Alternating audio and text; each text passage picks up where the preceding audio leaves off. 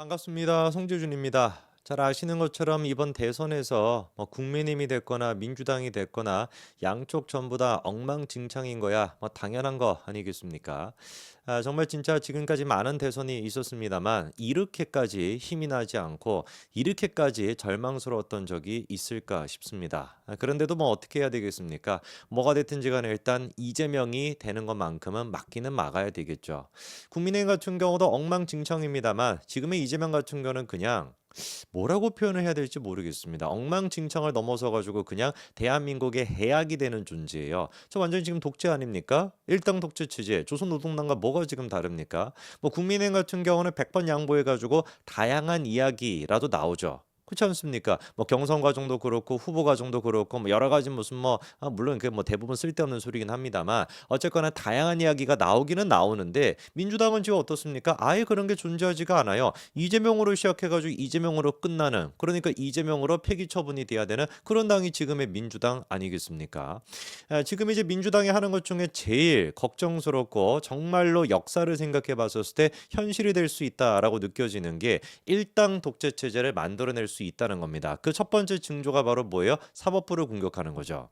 원래 민주당 같은 경우는 검사, 검찰 이거에 대한 공격은 예전부터 해왔습니다. 노무현 전 대통령 때부터도 검찰에 대해 가지고 공격을 해왔죠. 그러나 넘지 말아야 되는 어떤 최후의 보루 같은 아무리 민주당이 미쳤다라고 할지라도 이거는 건드리지 못해라고 하는 게 사법부 아니었습니까? 실제로 이제 윤석열 정부 이제 그 3년 가까이 되는 시간 동안에도 사법부에 대해서만큼은 민주당이 약간 좀 이제 조심스러워하는 모습을 보였죠. 괜히 그냥 잘못 건드렸다가 이재명의 재판이 완전히 나가리가 될 수도 있으니까.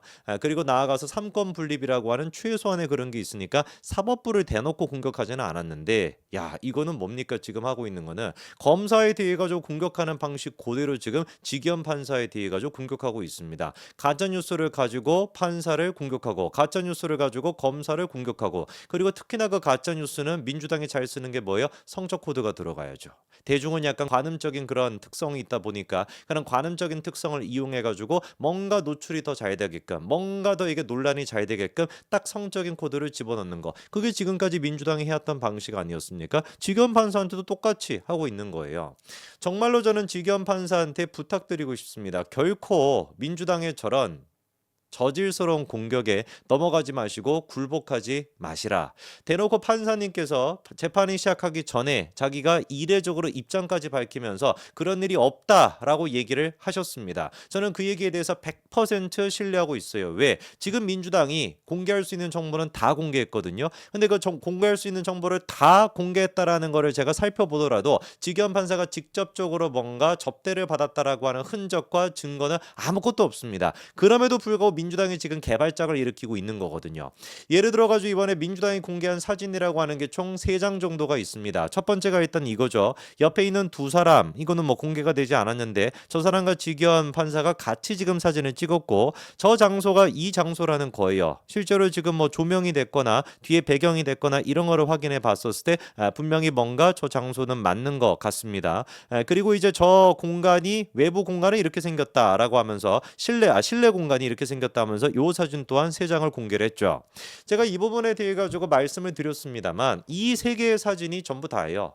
민주당이 제보를 받았다라고 하는 사진 그리고 또 지기현 판사가 직접적으로 접대를 받았다라고 하는 증거랍시고 공개한 게 3개가 답니다. 그런데 눈 씻고 제가 찾아보더라도 저 사진에서 뭐를 알 수가 없는 겁니까? 지기현 판사가 직접적으로 어떤 접대를 받는지 알 수가 없습니다. 우선 일단 이 사진 다시 한번 보시면은 이 지금 인증사진이라고 해야 되나? 인증사진 자체가 말이 안 되지 않습니까? 아니 세상 천지 여러분들은 룸사롱 같은 데 가가지고 접대를 받고 내가 만약에 판사인데 옆에 있는 두 사람한테 접대를 받았다고 치자고요. 그러면 그게 룸살롱이야. 그럼 거기 가가지고 불 다 켜놓고 내 얼굴 다 나오는데 V 하면서 사진을 찍습니까?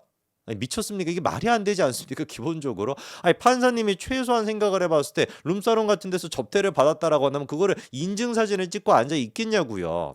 그리고 민주당이 지금 주장하는 것도 지기현 판사 옆에 있는 두 사람이 누군지도 민주당이 잘 모르는 것 같아요. 그러면서 하는 얘기가 뭡니까? 직무 연관성이 있을 거라고 강력히 의심된다라고 하는데 그거는 니들 생각이고 그렇지 않습니까? 100번이고 1000번이고 양보해가지고 실제로 직위원 판사가 저 남성들과 같이 저기서 놀았다고 치자고요. 그런데 그게 직위원 판사의 판결과 직간접적으로 연관이 없는 무슨 뭐 동네 친구들 그리고 무슨 뭐 자기 친구들 뭐 이런 사람들이랑 같이 그냥 놀았다라고 한다면 그게 불법성이 없다라고 한다면 뭐가 문제가 되겠습니까? 여성이 나와가지고 무슨 뭐 관계를 맺거나 이런 불법성이 없었다라고 한다면 저기서 술을 마시거나 무슨 뭐 소고기를 구워 먹거나 무슨 상관이 되겠냐고요. 아무 문제가 안 되는 거 아닙니까?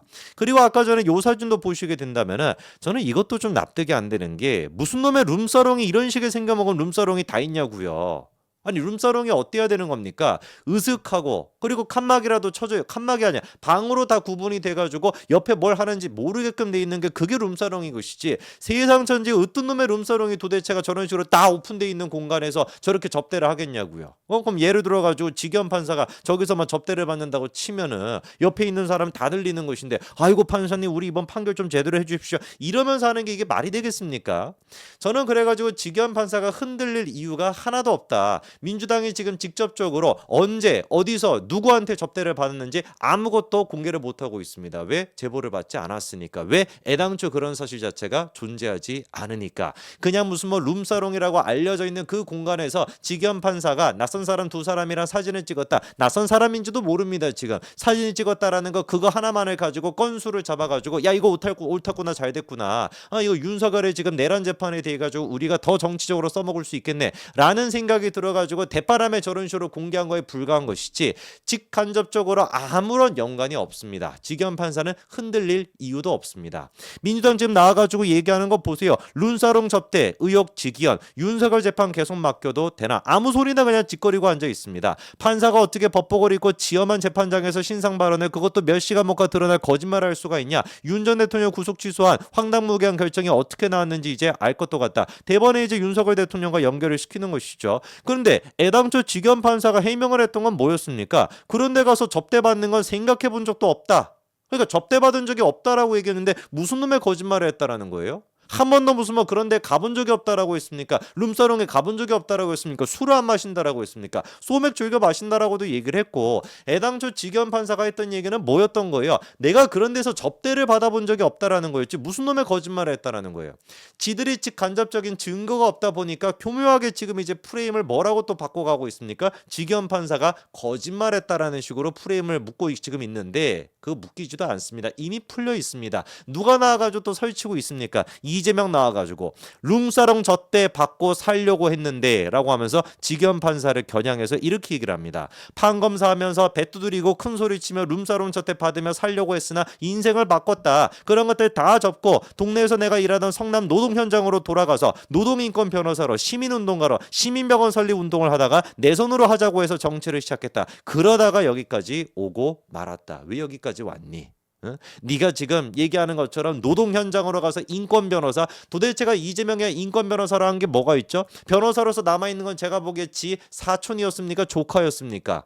살인과 관련된 그런 어떤 변호나 할 줄 알지 조폭과 관련돼 가지고 논란이나 있을 줄 알지 도대체가 이재명의 인권 변호사로 뭘 했죠?